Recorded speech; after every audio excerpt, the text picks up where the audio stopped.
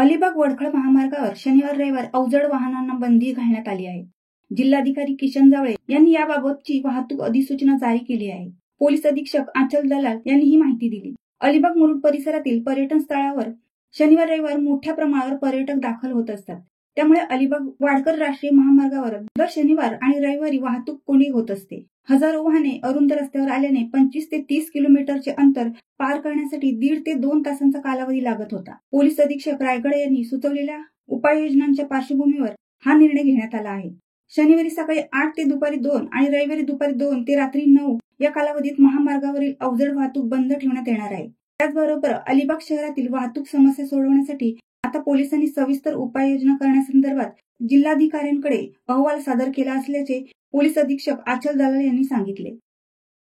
अलिबाग वडखल मार्ग वरती सतत वाहतूक कोंडीचा एक प्रश्न उपस्थित असतात आणि खासकर रविवार आणि शनिवार पर्यटकांची ज्यावेळी जास्त गर्दी असतात अलिबागमध्ये त्यावेळी वाहतूक कोंडीचे प्रमाण जास्त असते.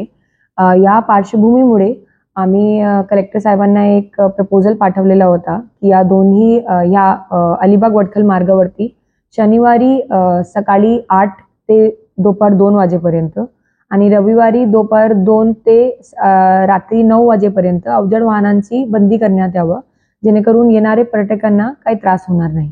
अलिबागची वाहतूक कोंडीसाठी जिल्हा ट्रॅफिक पोलिसने सोबत नगरपालिका आणि मार्केट असोसिएशन यांची मागील 10 दिवसात एक मीटिंग घेण्यात आलेली होती आणि सर्वांचे व्ह्यूज घेण्यात आलेले होते की नेमका कुठे त्यांना वाटते की वाहतूक कोंडी आहे.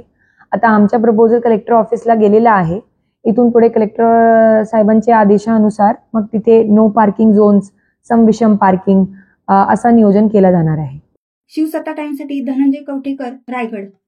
दे धडक बेधडक वृत्त देणाऱ्या आपल्या शिवसत्ता टाइम्स न्यूज चॅनलला लाल बटन दाबून सबस्क्राईब करा आणि बेल आयकॉनला क्लिक करायला विसरू नका.